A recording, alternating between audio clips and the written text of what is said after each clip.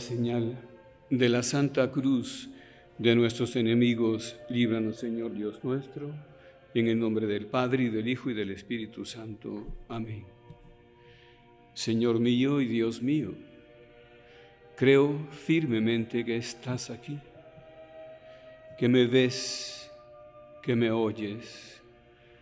Te adoro con profunda reverencia. Te pido perdón de mis pecados y gracia para hacer con fruto este rato de oración. Madre mía Inmaculada, San José mi Padre y Señor, Ángel de mi guarda, interceded por mí.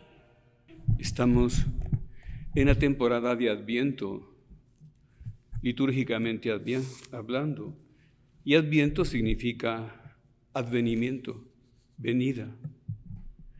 Y la Iglesia celebra o prepara la celebración de la Navidad con 4 semanas de anticipación, que son las semanas de Adviento. Y está dividido en 2 partes el Adviento. Una parte, la primera, que contempla la venida final de Jesús como Rey, como Juez, como Señor de todo lo que existe, como Creador y Redentor. Y la primera venida, que son las 2 últimas semanas, la venida en Belén, como niño, humilde, pobre, sin nada, ocultando su poderío y su majestad. Pero estas visiones, dijéramos, son complementarias, porque cuando nosotros contemplamos a Jesús como juez, como rey, como Señor de los que dominan, no podemos olvidar que también es niño, que se humilla, que suelta todo eso, que se queda sin nada con tal de venir a salvarnos. Entonces es un Dios hermano, es un Dios humano, es un Dios amigo. Esa complementación, ¿verdad? La grandeza y el poderío de Dios, que recordamos que tendremos que dar cuenta de todo lo que hemos hecho, dicho, pensado u omitido, como decimos todos los días cuando comenzamos el Yo Confieso en la Santa Misa. Pero el cardenal Ratzinger, el Papa Ratzinger, decía que teníamos que recordar esta verdad.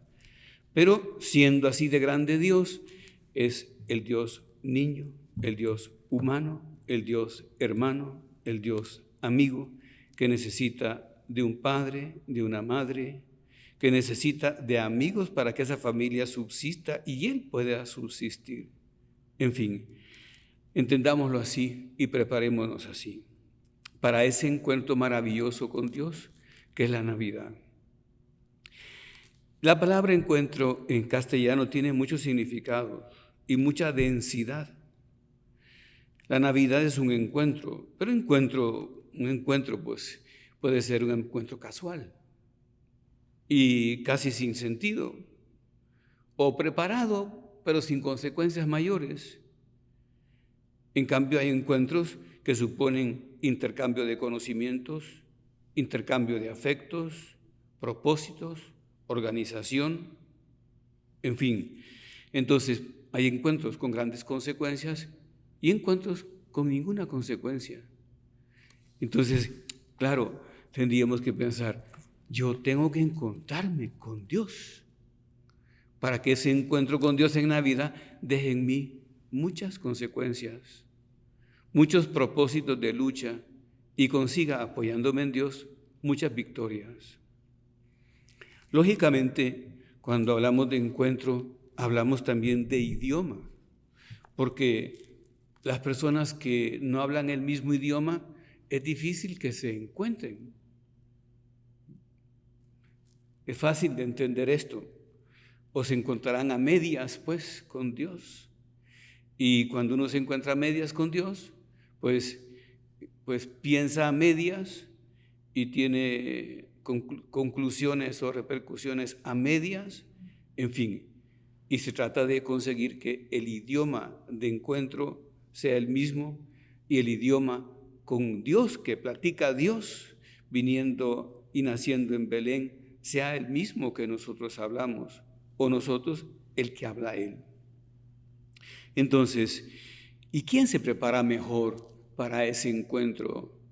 Nos lo dice la Biblia claramente, María, porque vio la humildad de su esclava, hizo en mí maravillas el que es todopoderoso, cuyo nombre es santo. O sea, nosotros hemos de volver los ojos a María y aprender, es claro, porque vio la humildad de su esclava, me llamarán bienaventurada todas las generaciones, porque fue humilde. Entonces, la humildad, como nos está dando María Santísima, la clave, ¿verdad? Cuando no hay humildad, Dios no ocupa el lugar principal de la vida, sino la ocupa el yo. Y en vez de ser adoradores de Dios, nos volvemos adoradores de nosotros mismos. Hemos de ganar humildad, pero esto supone reconocer la precariedad personal, la propia fragilidad, la propia pequeñez. Y así la humildad es como una ventana que se abre desde esa pequeñez, desde esa fragilidad, desde esa humildad a la luz divina, y se llena de la luz divina porque no encuentra obstáculo Dios para penetrar en ese espíritu. Qué importante es esto, entender esta verdad. La humildad es vaciarse de uno mismo para llenarse de Dios. Y eso es lo más grande que puede sucedernos. Veamos que los pastores son los primeros que reciben el anuncio de los ángeles que se les aparecen así en multitud y que les dicen que no teman, porque vienen a anunciarles una gran alegría, porque les ha nacido en Belén el Salvador, el Mesías, el Señor, y los animan a los pastores a ir festinantes, se dice en latín, deprisa, pero no hay traducción exacta para esa palabra en castellano, porque es deprisa pero con fiesta, deprisa pero contentos, deprisa pero felices, que vayan deprisa porque les ha nacido el Salvador y deben ir a adorarlo. Pero les dan esa señal, ¿verdad? Y encontraréis al niño vestido de pañales en un pesebre. Como sabemos, en un lugar verdaderamente humilde. Entonces, cuando se contempla esto con sencillez, se rechaza la autosuficiencia de la que somos víctimas tan a menudo. La precipitación que nos hace tener juicios veleitosos. La superficialidad que nos impide penetrar y nos vuelve pasivos, tibios o alocados, activistas. Señor, enséñame tus sendas y muéstrame tus caminos. Hay que decirle al Señor, enséñame tus sendas y muéstrame tus caminos. Por eso el Señor, y eso lo recordamos bien, recomienda a los apóstoles cuando los sorprende discutiendo entre sí, yendo hacia Cafarnaúm, esa ciudad lacustre pero rica, donde vivía Pedro. Ordinariamente dice la tradición que Jesús se hospedaba en la casa de Pedro. ¿Te acuerdas que ahí está la suegra y cura a la suegra, etcétera? Entonces les pregunta a ellos, ¿y de qué discutíais en el camino? Pero fíjate que dice discutía, no dice dialogaba o conversaba, discutía en el camino. Y la primera respuesta de aquellos hombres fue el silencio, porque se avergonzaron. Porque en el camino habían discutido quién era el mayor, quién era el más importante. Seguramente uno se sintió con más derecho de ser el importante, el mayor, y lógicamente los demás no estuvieron de acuerdo, por lo que se ve, ¿verdad? Y empezó la discusión. Y Jesús no se entretiene en discursos, sino que coge un ejemplo vivo, toma a un niño y lo pone delante y le dice, en verdad os digo que si no os volvéis como niños, no entraréis en el reino de los cielos. Y esto es como tajante y determinado, No hay otra interpretación. Si no os volvéis como niños, no entraréis en el reino de los cielos. Y en otra ocasión Jesús, exultando de gozo, dice: te doy gracias, Padre, porque no has revelado estas cosas a los sabios y prudentes de este mundo, sino a los pequeñitos, a los humildes. Recordemos que en arameo, humilde y pequeñito, niño, viene a ser lo mismo. Te doy gracias, Padre. ¿Cuánto nos está diciendo el Señor ahí? Claro, María Santísima dice: mi alma bendice al Señor y exulta de júbilo en Dios mi Salvador, porque vio la humildad de su esclava. Pero está exultando de júbilo en su bajeza, porque humildad significa bajeza. Está exultando de júbilo en Dios mi Salvador. Entonces aquí se asocia, estamos hablando de idiomas, te dije. Entonces las virtudes que el Señor ejercita y que ejercitan los que están alrededor de Él son el idioma que Él habla. Entonces, ¿qué otra virtud aparece? Pues aparece la alegría, porque María está feliz y José está feliz con el niño en sus brazos, con el Hijo de Dios, todavía atónitos por esa grandeza inesperada, imposible de creer. Pero entonces la alegría, te decía, que es consecuencia de la posesión de un bien, consecuencia de una meta alcanzada, y que nos hace la virtud tener como un señorío sobre las circunstancias. Porque claro, el alma y la vida la domina Dios. Y la humildad la alegría da esa soltura, esa flexibilidad necesaria para avanzar en caminos espirituales, porque hay que ser deportistas, decía San José María, tener deportividad, porque santo no es el que no cae, sino el que cae y se levanta, y cuando viene Dios por él lo encuentra de pie.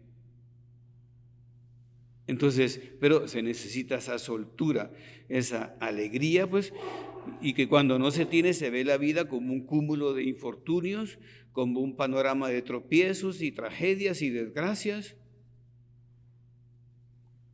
Y San José María decía que nos fijáramos en los niños, cómo se caen y se levantan, y se dan muy buenos golpes, muy grandes golpes, pero se levantan.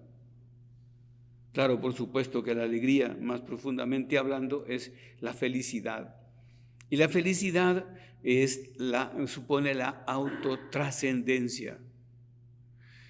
La alegría permite la entrega, o sea, la de apuntar alto, ¿verdad? Y la entrega, porque ¿cuándo se tiene felicidad? Me gusta poner el ejemplo de que la madre que está junto a su niño que agrave, que agoniza en el hospital y que tiene, pues, por eso mismo está agotada después de 3 semanas de estar ahí, no ha dormido, y el papá está consiguiendo el dinero para esa medicina carísima que va a darle la salud a su hijo. Y cuando el niño sale adelante, están felices, rotos, deshechos, pero felices. Se han autotrascendido. Y de eso nos da tanto ejemplo Jesús. Bueno, pero uno se pregunta, ¿y entonces qué es lo que rompe este orden, esta maravilla que hace Dios? Y la respuesta es la de siempre: el pecado, que es ese mal que mete, instila el veneno, es Satanás en Adán y Eva. Entra el pecado en el mundo por el engaño que logra Satanás de nuestros primeros padres. ¿Y qué tipo de engaño? Fíjate que se apoya en la soberbia, pero los hace desconfiar de Dios, los hace sospechar de Dios. Y tenían todo, eran los príncipes de la creación, pero empiezan a pensar de que podrían tener más, ser como Dios, iguales a Dios. Y dice el cardenal Ratzinger que como Dios era lo más importante que ellos percibían, no conocemos ¿Qué pasaba en esos encuentros con Dios? Pero se encontraban porque aparece un Dios muy cercano. Dice la Escritura que bajaba todas las tardes a conversar con ellos. Una manera de hablar de la intimidad que había, de la cercanía. Pero, claro, el demonio siembra la codicia, la ambición mala y la insinceridad y se esconden de Dios.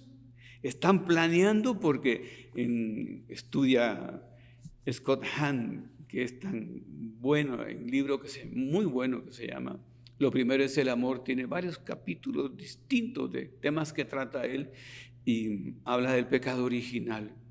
Y comenta que esa tentación no debió ser sencilla, sino una tentación difícil para Satanás, que supuso mucho tiempo porque Adán y Eva, aunque eran ingenuos, porque estaban limpios y puros, eran muy inteligentes y tenían pues todas las potencias ordenadas hacia Dios, pero logra Satanás que se olviden de que son barro de la tierra, en quien ha insuflado Dios un espíritu de vida. San Pablo se admira, dice, somos vasijas de barro que llevamos tesoros preciosísimos, divinos, pero vasijas de barro. Claro, entonces caen. Adán y Eva sucumben, pero porque les ha metido esa ambición. Y fíjate, Jesús, cuando llega al mundo, llega por el camino totalmente distinto. Llega por el camino de la pobreza, del desprendimiento, del deshacimiento total. Porque ¿qué hay en Belén? Nada. Es un lugar lleno de nada y vacío de todo. Pero queda claro el abajamiento y el sometimiento que tiene la majestad divina naciendo en una cueva, en el lugar de los animales, recostándose en un pesebre de pajas donde comen también los animales. O sea, es decir, dando la espalda a todos los bienes de este mundo para decirnos, indicarnos con facilidad qué es lo importante. Y también nos muestra su humildad así de esa manera, pues, para que no temamos acercarnos a Él. Pero volvamos al paraíso. Adán, desnudo, tenía todo. Guardaba el señorío sobre sí mismo y reinaba sobre toda la creación que le había sido dada, y sobre todo tenía la amistad con Dios. Pero prisionero de una decisión apasionada, imprudente, cargada de soberbia y de doblez y de ambición, pierde todo. Por eso San José María le decía al Señor, líbrame de mí mismo. Señor, líbrame de todo. Pero también le explica a él, porque no olvidéis que el mayor enemigo de tu santidad eres tú mismo. Eres tú mismo. Entonces tenemos que estar desprendidos, porque la pobreza no es no tener nada, no consiste en no tener nada, sino en estar desprendido de todo. Estar desprendido de todo. ¿Recuerdas a Zaqueo cuando consigue llevarse a Dios a su casa? Qué importante es ese encuentro de Zaqueo con Jesús. Tendríamos que meditar muchas veces porque hay un proceso, ¿verdad? Sale corriendo porque sabe que va a llegar, baja, dijéramos actualmente, de su oficina a la calle y quiere ver, pero no puede porque hay una gran multitud y él es de pequeña estatura. Pero no se queda ahí, escoge una estrategia y se sube a un sicómoro. Y entonces sucede lo inesperado. Jesús, al pasar por ahí, le dice, Zaqueo, baja enseguida, porque hoy debo de hospedarme en tu casa. Y entonces, claro, se dan las críticas, pero Zaqueo está feliz y tiene el corazón abierto de tal manera que se nota por el desprendimiento que consigue. Señor, desde hoy doy la mitad de mis bienes a los pobres, y si he defraudado en algo a alguien, le devolveré 4 veces más. Y Jesús se pone contento y dice, porque este es también hijo de Dios y ha llegado la salvación a esta casa. Pero, ¿qué hizo Zaqueo? Desprenderse de los estorbos, y aquel hombre dio vuelta, su vida dio vuelta, tuvo un giro. Antes vivía para las cosas y en realidad las cosas lo poseían. Lo poseían. Tantas veces nos sucede al hombre moderno esto, ¿verdad? Que se esfuerza tanto por tener cosas y tener pues esas comodidades que decimos primarias, pero cada vez queremos más porque aquí no hay tope. Y entonces, claro, es él poseído por las cosas que él quiso conseguir, pero fueron ellas las que lo consiguieron y lo dominaron. Bueno, entonces se ve que para entender a Jesús hay que tener un lenguaje de humildad, de alegría, de rechazo del pecado, de desprendimiento y de pobreza, de deshacimiento. Que la humildad abre esa ventana y Dios al alma, y Dios puede entrar y hacer, pues porque estamos desprendidos de nosotros mismos, lo que Él considere oportuno. Pero siguiendo a San José María, te leo en esas reflexiones tan bonitas del Santo Rosario, cuando habla del nacimiento de Jesús. Se ha promulgado un edicto de César Augusto que manda empadronar a todo el mundo. Cada cual ha de ir para esto al pueblo de donde arranca su estirpe. Y como José es de la casa y familia de David, va con la Virgen María desde Nazaret a la ciudad llamada Belén en Judea. Y en Belén nace nuestro Dios. No hay lugar para él en la posada. ¿Y dónde nace? En un establo. Y su madre le envuelve en pañales y le recuesta en el pesebre. Entonces dice el frío, pobreza, y se siente esclavo. Y qué bueno es José, porque me trata como un padre a su hijo, y hasta me perdona si cojo al niño en mis brazos y me quedo horas y horas diciéndole cosas dulces y encendidas. Y le beso, bésale tú, y le bailo, y le canto, y le llamo Rey, amor, mi Dios, mi único, mi todo. Entonces, pero siguiendo con el idioma que habla Jesús, San Pablo, ¿verdad? Que acuérdate que es tan inteligente. Estaba yo un día cuando estaba estudiando en Roma, en la universidad, entré a un oratorio y encontré un profesor que hacía leyendo un libro, y era un profesor muy capaz, pero que estaba, dice, es que estaba leyendo las cartas de San Pablo, dice, y no llegaba a entender, porque San Pablo, pues, y parece que los pensamientos le van detrás de las palabras, que no alcanzan las palabras para decir todo lo que lleva adentro. Pues San Pablo estudia a Jesús, y entonces, y se da cuenta que dice él, en la carta a los Filipenses dice él, que siendo igual a Dios, se anonadó, se humilló a sí mismo, tomando forma de siervo, haciéndose igual a nosotros, obediente hasta la muerte y muerte de cruz. Humildad, obediente. Ahora que se desprecia tanto esta virtud, porque se dice que denigra a las personas, cuando es todo lo contrario. Cuando somos obedientes, bueno, tomamos las miras de la persona superior. Es bien importante observar que Jesús ha sido el hombre más digno y ha sido el hombre más obediente. Constantemente les está enseñando a los apóstoles a seguir, a vivir la voluntad de Dios. Y les dice claramente que tiene un alimento que ellos no conocen, que es hacer la voluntad de aquel que me envió. Y cuando muere en la cruz puede decir, todo está cumplido. Pero vemos Belén, ahora que tenemos aquí a Jesús expuesto en la custodia, le pedimos que nos dé sus gracias para entender y por qué está allí, obedeciendo el decreto salvador del mundo que pronuncia el Padre. Ya te digo, en la cruz todo está cumplido. Todo se ha hecho según tu voluntad. Todo. Ha hecho todo por Él, por Dios, por su Padre y por nosotros. ¿Qué lo llevó a la cruz a Jesús? Nosotros. El amor que tiene por nosotros. ¿Qué le llevó a soportar esos flagelos? Lo mismo. ¿Y qué le lleva a Belén? Donde estaría en la medida que se puede, pues, aunque la Virgen y José harían lo posible, con ciertas incomodidades, imposibles de salvar. Bueno, pues, obedientes.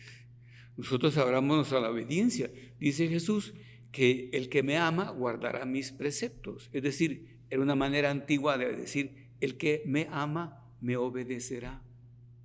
Qué bonito es esto, me obedecerá. Así al cardenal Ratzinger le impresionaba un punto de camino, le gusta, dice, de que tú y yo nos portemos como Dios quiere, no lo olvides, dependen muchas cosas grandes. O sea, Jesús entra al mundo portándose como Dios quiere. Sigamos esos pasos. Recuerda a Isaías que un momento dice, detente y mira si tus caminos son los caminos auténticos, los caminos verdaderos. Detente y para. La Navidad nos permite eso, parar, ver al niño. Hemos de superar este apegamiento, este culto a las cosas que se dan también en estas fechas, pues en absoluto estoy en contra de la alegría familiar que comparte unos bienes especiales en esta época, porque estamos de fiesta, eso es lógico. Y decía Juan Pablo II que a él le gustaban las fiestas, era tan práctico el Papa Juan Pablo II, porque representan la alegría venidera del reino de los cielos, donde todo será una fiesta y una alegría total.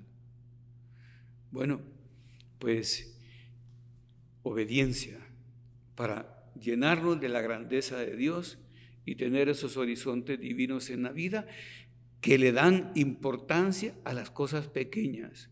Jesús se hace pequeño y nosotros amamos las cosas pequeñas, pero no hacemos pequeño el camino del cristiano porque es muy grande, aunque está compuesto de cosas pequeñas bien hechas. Y para terminar, recuerdo otra virtud. Hemos hablado de humildad, de alegría, de resistencia al pecado, de pobreza, de desprendimiento, de obediencia. Y por último, quiero tratar algo que él mismo dice. Yo no he venido a ser servido, sino a servir. Quien de vosotros quiera ser el primero, sea el último, el siervo de todos, el esclavo de todos. ¿Y qué hace Jesús? Pues servir. Servir, está aquí en la tierra sirviéndonos magistralmente. Vive para nosotros, ¿verdad? Y a San José María le encantaba servir. Dice, servir es una cosa deliciosa. Yo quiero ser servidor de todo el mundo. Quiero servir a Dios y por amor de Dios servir con amor a todas las criaturas de la tierra sin distinción. Servir.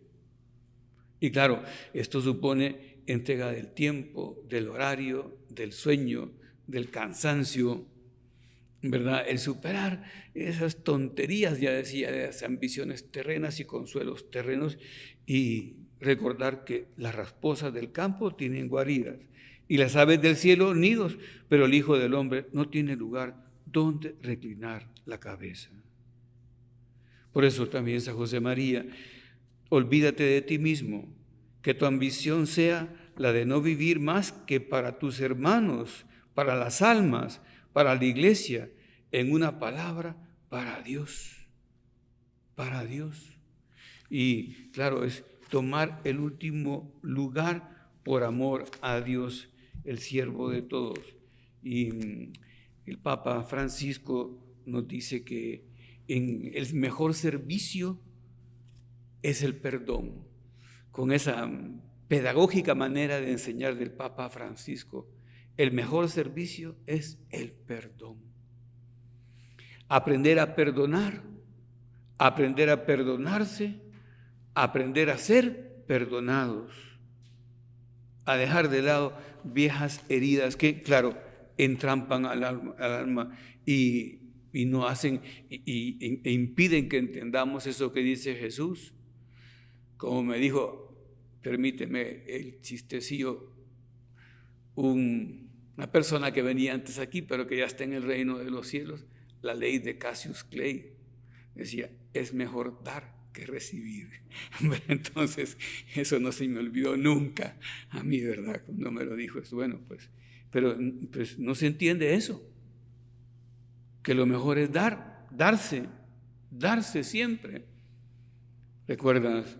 Dice San Agustín, cuando María y José llevan al templo y los ponen en manos del anciano Simeón, dice San Agustín, el anciano llevaba al niño, pero en realidad el niño era el que sostenía al anciano.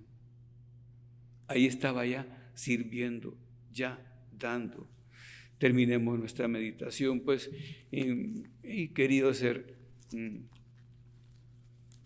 práctico y comentarte este idioma que no es fácil, que es fácil de decir, por supuesto, pero que no es tan fácil de vivir.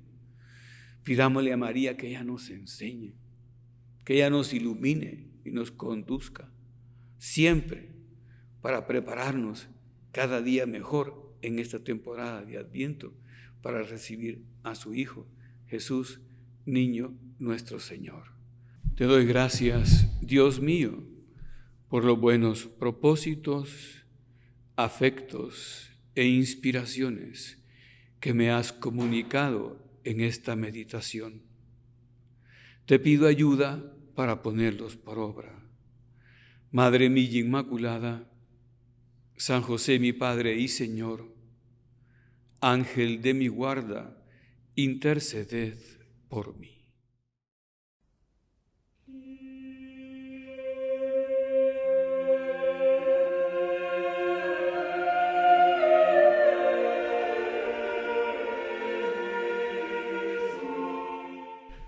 Por la señal de la Santa Cruz de nuestros enemigos, líbranos, Señor Dios nuestro, en el nombre del Padre, y del Hijo, y del Espíritu Santo. Amén.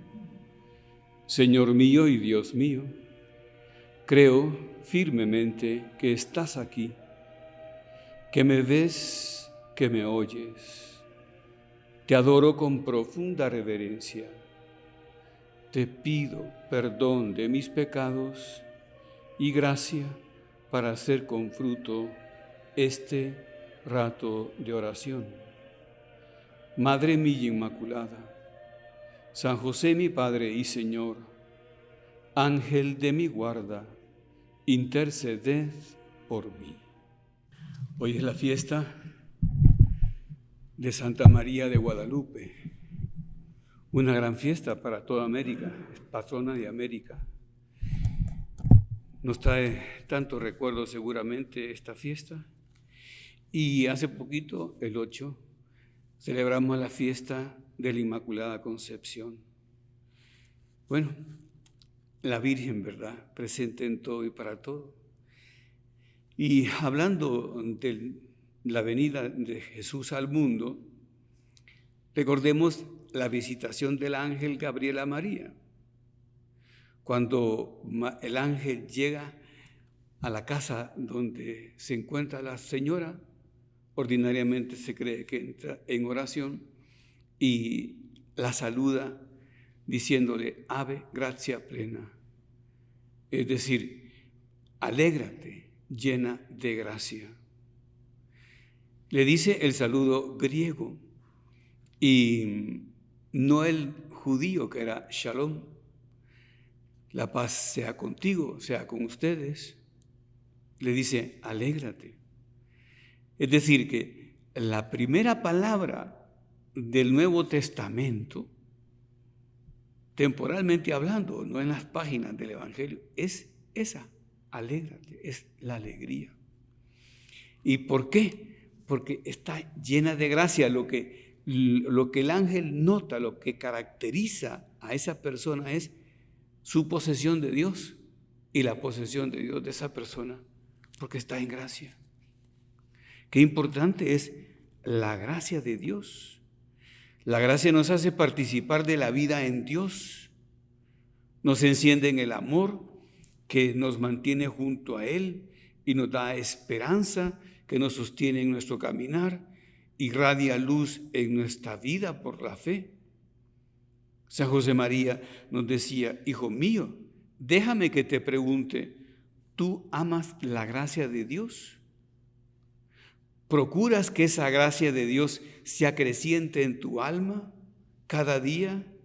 ¿Sabes responder con generosidad plena a las mociones del Señor? Qué importante es la gracia de Dios. En estos tiempos en que somos tan materialistas, pues quizá ha perdido lugar en la consideración cristiana la importancia de la gracia de Dios. Y pues claro, creemos lo que tocamos, lo que vemos, lo que saboreamos, ¿verdad? Un día, en 15 de octubre del 2005, en un encuentro del Papa Benedicto con niños de primera comunión, uno de los chiquillos le dice que su catequista le dice que Jesús está en la Eucaristía. ¿Pero cómo? Dice, yo no lo veo. Y entonces contesta el Papa Benedicto, sí, no lo vemos, pero hay tantas cosas que no vemos y que existen y que son esenciales. Por ejemplo, nuestra razón, y sin embargo tenemos la razón. No vemos nuestra inteligencia y la tenemos. En una palabra, no vemos nuestra alma y sin embargo existe. Vemos los efectos, porque podemos hablar, pensar, decir. Así tampoco vemos, por ejemplo, la corriente eléctrica y sin embargo vemos que existe. Vemos cómo funciona este micrófono, vemos las luces. En una palabra, las cosas más profundas que sostienen realmente la vida y el mundo no las vemos, pero podemos ver al sentir sus efectos. No vemos la electricidad, la corriente, pero vemos la luz, y así sucesivamente. Del mismo modo, vemos con nuestros ojos al Señor resucitado. No vemos, con nuestros ojos al Señor resucitado, pero vemos que donde está Jesús, con los hombres cambian estos, se hacen mejores, se crea mayor capacidad de paz, de reconciliación. Por consiguiente, no vemos al Señor mismo, pero vemos sus efectos. Así podemos comprender que Jesús está presente. Como he dicho, precisamente las cosas invisibles son las más profundas e importantes. Por eso vayamos al encuentro del Señor invisible. Qué bonitas palabras, ¿verdad? Nos hacen pensar. Y comenta un párroco predicador que llegó una mamá a decirle que su hijo le había preguntado qué era estar en gracia de Dios. Y ella le había respondido, no tener ningún pecado grave. Y entonces le pregunta al padre, ¿verdad? ¿Y está buena la respuesta? Y el padre le dice, sí, su respuesta es correcta, solo que es la mitad de la respuesta. La mitad que falta es la más importante. Vayamos a la última cena. Jesús nos dice, si alguno me ama, obedecerá mi palabra, y mi Padre le amará, y nosotros vendremos a él y haremos morada en él. Fíjate qué importante. Si alguno me ama, obedecerá mi palabra, y vendremos a él y haremos morada en él. Estas palabras nos llenan de consuelo y nos recuerdan dos verdades que no podemos olvidar, de las que María Santísima practica, pero a plenitud. Primero, la inhabitación de la Santísima Trinidad. Nosotros, por dación divina, si no tenemos pecado y estamos en gracia, somos habitados, inhabitados por Dios. Y otro, esa parte, la gracia santificante, la inhabitación y la gracia santificante. La inhabitación divina, Dios que hace su morada en nosotros, y la gracia es, en cambio, ese don misterioso que nos hace Dios, que nos dispone para que pueda venir a nosotros la Santísima Trinidad y quedarse en ella. Por eso dice San ¿no sabéis que sois templo de Dios? ¿No sabéis que el Espíritu Santo habita en vosotros?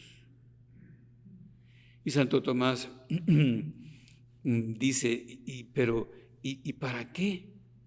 Y él contesta, para que uno pueda gozar y disfrutar de Dios, para que disfrutemos de Él, para que podamos hablar con Él como un hijo habla con su padre, como el amigo con su amigo, como la esposa con el esposo, para que podamos escucharlo y así se convierta en nuestro maestro, que nos enseñará todas las cosas, para que nunca estemos solos, sino siempre acompañados, para lo que será el cielo después, lo que será el cielo después, comience ya aquí en la tierra.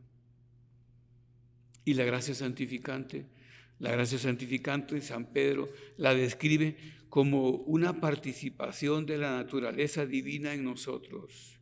Nos hace consortes de la naturaleza divina.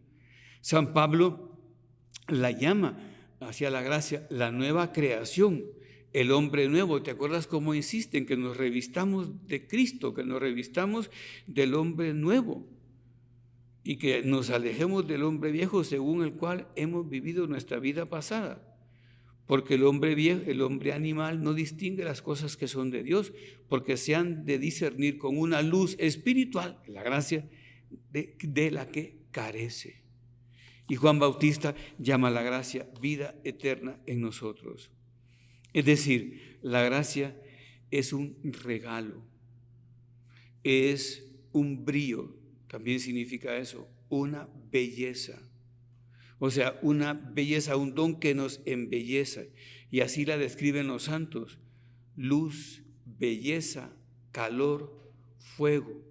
Por eso San José María nos pregunta que si amamos la gracia de Dios, que si procuramos estar en gracia de Dios, y sacarle brío a nuestra alma.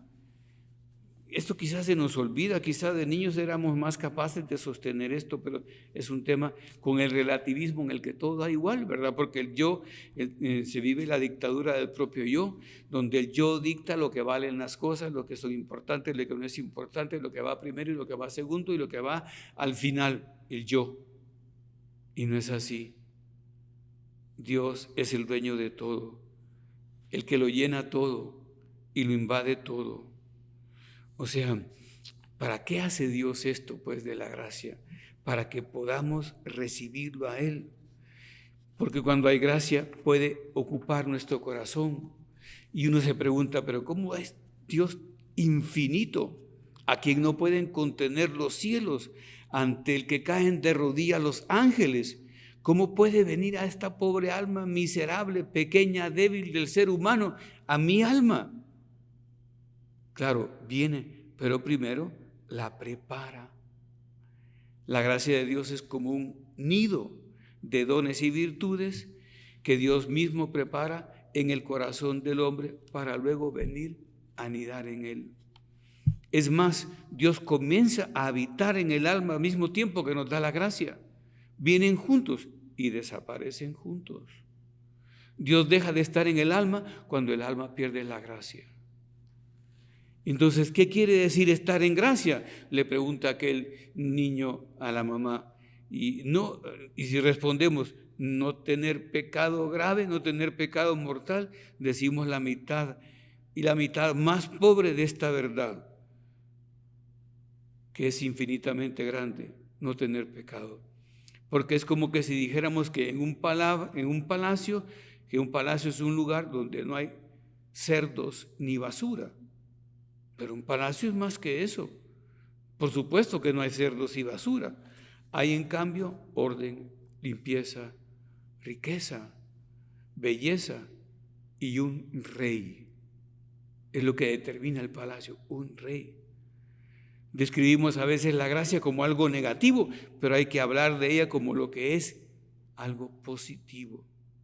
Fíjate que C.S. Lewis, que es converso, ¿verdad?, hablando y entendiendo esto, dice que nosotros mandamos a llamar a Dios para que repare unas cosas en nuestra morada personal. Y llega a Dios y comienza por aquello que teníamos pensado. Pero después pasa y tira una pared y aumenta el jardín, arregla esta columna, cambia aquello Y entonces dice, no salimos de nuestro asombro. Es que Dios nos ha tomado en serio y Dios está construyéndose un palacio. Nosotros esperábamos una casa de urbanización repetitiva, dice él, pero no, está construyendo un palacio y quiere y viene a vivir en él.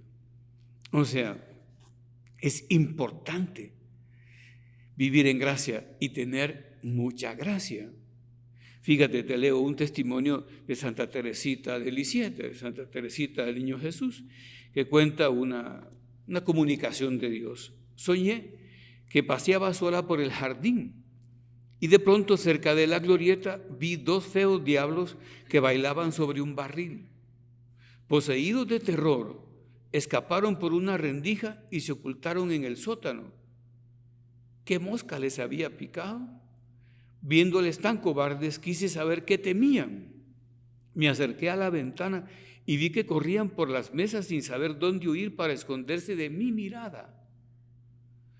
De vez en cuando se aproximaban a la ventana y espiaban.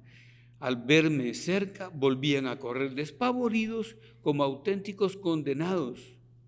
Yo creo que Dios se sirvió de esto para mostrarme que un alma en gracia no debe temer al demonio tan cobarde ante la presencia de una niña. Estar en gracia debe ser nuestro anhelo, nuestro único deseo, por lo menos el deseo dominante, porque con la gracia tenemos todo a Dios y sin la gracia perdemos todo de Dios. Nuestra única tristeza ha de consistir en no poseer la gracia, en perder la gracia. Fíjate que el Señor a Santa Catalina de Siena le dijo en una revelación: hija mía, si te mostrara la belleza de un alma en gracia, sería la última cosa que verías en este mundo, porque el resplandor de su hermosura te haría morir. Pero le concedió después el Señor ver las almas en gracia. Me parece que ya lo he contado aquí. Llegaron 2 jóvenes nobles, muy buenos, que luego le siguieron a conversar con ella. Y pues los atendió en una entrevista un poquito larga y pues después su director espiritual, San Raimundo de Capua, le dice que por qué se les quedaba viendo. Y claro, dice, y le contesta ella, si yo no los veía a ellos, veía sus almas, que eran bellísimas y brillaban de una manera indecible. Pero también le hace ver lo contrario, ¿verdad? Percibe con olores nauseabundos que le hacían vomitar los pecados graves en las personas y ve oscuridades deformes y profundas en ellos. Ves la Inmaculada Concepción y María, Nuestra Señora de Guadalupe. Claro, hay que plantearse esto y dejarse tomar por el Señor, porque en ese intercambio, fíjate tú, cuando el alma llega, ¿quién gana? Nosotros. ¿Qué le podemos dar nosotros a Dios? Como está locamente enamorado de nosotros, pues le damos nuestro sí, como se dice en la tierra, y le damos nuestra vida, pero lo que más importa no es tanto que lo mío sea suyo, sino que lo suyo sea totalmente mío. Así dice San Juan de la Cruz: míos son los cielos, mío es la tierra, mías son las gentes, míos los justos, míos los pecadores, los ángeles son míos, la Madre de Dios y todas las cosas son mías, y mío es el mismo Dios y para mí, porque Cristo es mío y todo para mí. Pero los santos, ¿verdad?, siempre están queriendo dar más y siempre van a más. Entonces, te leo una cosa que describe un punto de camino que San José María escribe, pues algo que nos puede servir bastante. Perdóname, pero creo que he traspapelado la página de ese punto, aquí está, de camino, que dice así: cuentan de un alma que al decir al Señor en la oración, Jesús, te amo, oyó esta respuesta del cielo: obras son amores y no buenas razones. Y claro, dice más, ya cuando apunta en sus catalinas, como le llamaba, sus apuntes espirituales: obras son amores, afectos de amor, amor con amor se paga, reparación, celo, perfección en las cosas pequeñas. Y al referir el hecho que aconteció el 16 de febrero de 1932 en la iglesia del Patronato de Santa Isabel, dice: yo me venía dando cuenta de esto y de que daba largas a ciertos propósitos de emplear mayor interés, tiempo en las prácticas de piedad. Pero me tranquilizaba pensando, más adelante, cuando estés más fuerte, estaba enfermo, cuando se arregle mejor la situación económica de los tuyos, entonces. Y hoy, después de dar la comunión a las monjas antes de la misa, porque así se estilaba en la época, eran monjas de clausura, le dije a Jesús, como tantas veces le he dicho en el día, te amo, y apunta a pie de página, le dije, te amo más que estas. E inmediatamente oí sin palabras, obras son amores y no buenas razones. Y vi con claridad lo poco generoso que soy, viniendo a mi memoria muchos detalles insospechados, a los que no daba importancia, que me hicieron comprender con mucho relieve esa falta de generosidad mía. Jesús, ayúdame para que tu borrico, así se llamaba él en sus apuntes íntimos, para que tu borrico sea ampliamente generoso. Obras, y seguiré diciéndote tantas veces, Señor, que te amo. Y esa locución se le quedó grabada y se le repetía: Dios mío, cuánto me duele aquel obras son amores y no buenas razones. Un año después escribe: Dios mío, cómo me duele aquel grito tuyo, obras son amores y no buenas razones. Y sin embargo, qué vida la mía, qué tibieza, qué miserable soy. Y era santísimo. Pero claro, el santo quiere amar más y más a Dios.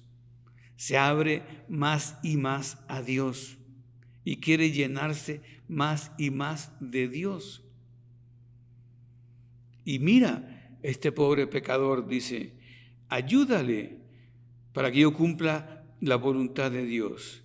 Y esta frase de obras son amores y no buenas razones será para mí una espuela. Pobre borrico, y no lo es. Si lo fuera, tendría yo esta tranquilidad de hoy. O sea, siempre es así, ¿verdad? Los santos quieren dar más y nosotros por eso que tenemos, considerando la entrega de María Santísima y la posesión de la gracia de María Santísima por Dios que viene cuando la gracia la invade, y pues que le pudiéramos decir, como dice San José María en Surco, dice, permíteme, te lo leo, que hoy se ve que he venido un tanto confundido.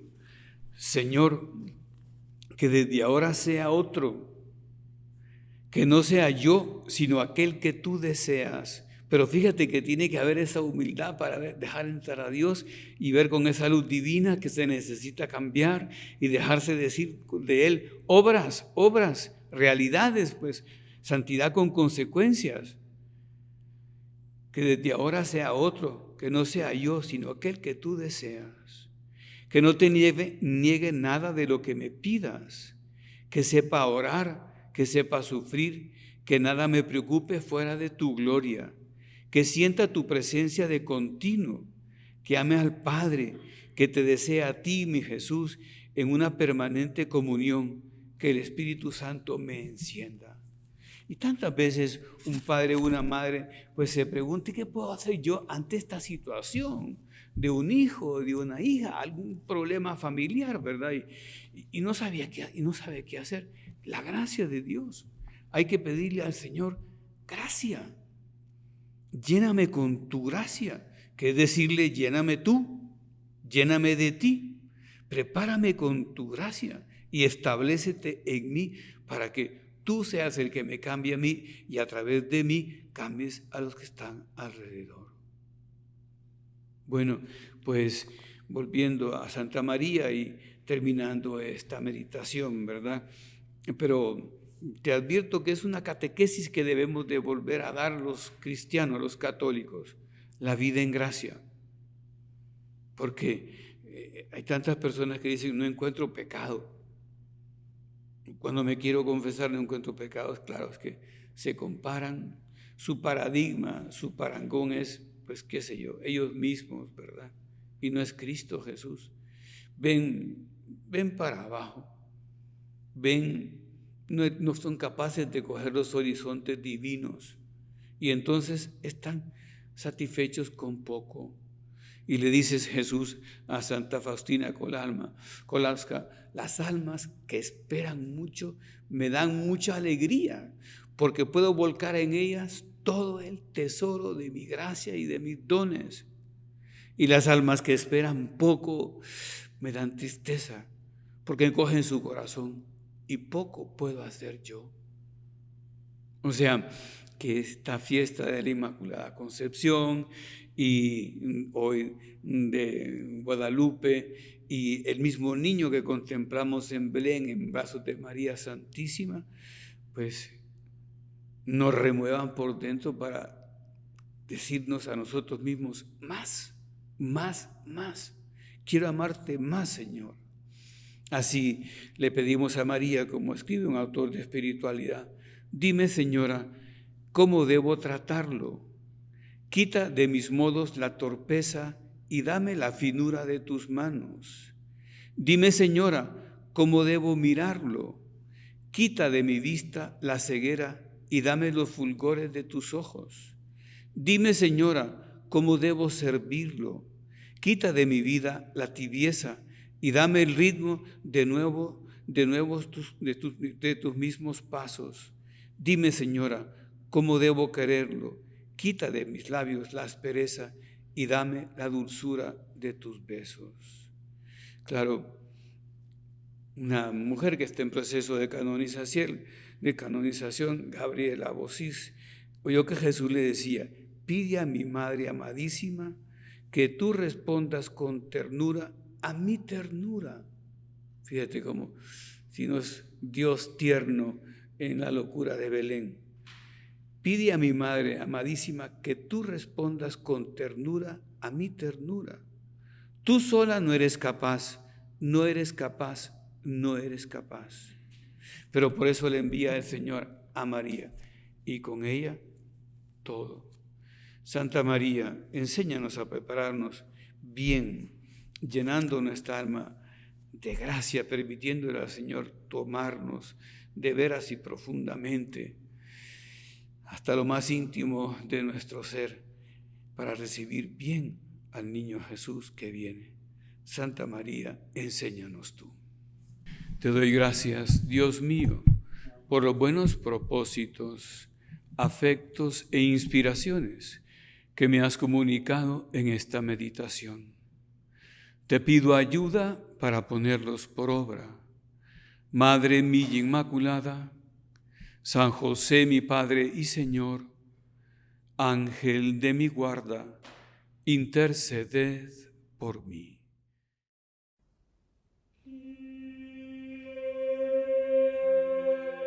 Infinitamente sea alabado. Padre nuestro que estás en el cielo, santificado sea tu nombre. Venga a nosotros tu reino. Hágase tu voluntad en la tierra como en el cielo.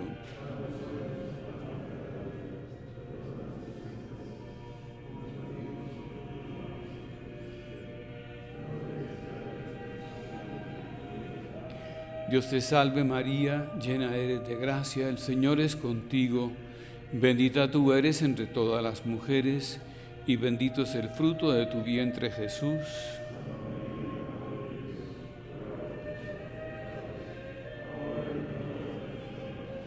Gloria al Padre, y al Hijo, y al Espíritu Santo. Infinitamente sea alabado. Comunión espiritual.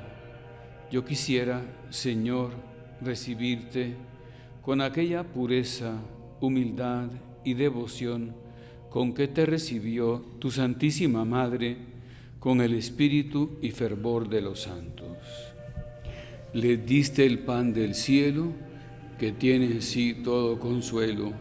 Oremos, oh Dios, que en este sacramento admirable nos dejaste el memorial de tu pasión. Te pedimos nos concedas venerar de tal modo los sagrados misterios de tu cuerpo y de tu sangre, que experimentemos constantemente en nosotros el fruto de tu redención, tú que vives y reinas por los siglos de los siglos.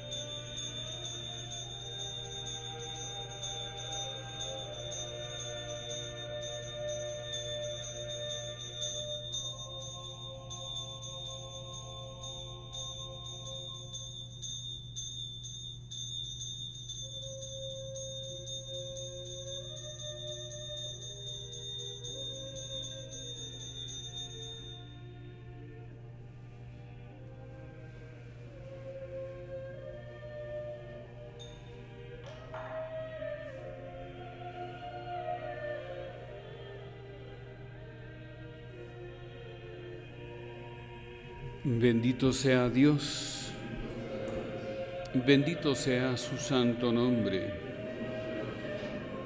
bendito sea Jesucristo, verdadero Dios y verdadero hombre. Bendito sea el nombre de Jesús, bendito sea su sacratísimo corazón,